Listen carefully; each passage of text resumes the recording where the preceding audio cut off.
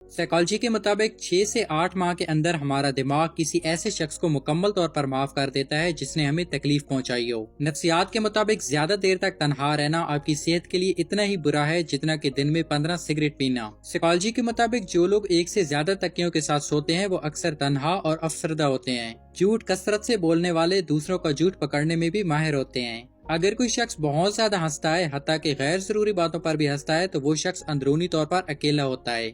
اگر کوئی شخص چھوٹی چھوٹی باتوں پر بھی غصہ کرے تو یقیناً اس شخص کو محبت کی ضرورت ہوتی ہے۔ اگر کوئی شخص عجیب طریقے سے زیادہ کھائے تو وہ شخص ٹینشن میں ہوتا ہے۔ اگر کوئی شخص روتا نہیں ہے تو وہ شخص اندرونی طور پر کمزور ہوتا ہے۔ اگر کوئی شخص کم بولتا ہے مگر جب بولتا ہے تو اگر تیزی سے بولے تو وہ شخص اپنے اندر کچھ راز رکھتا ہے۔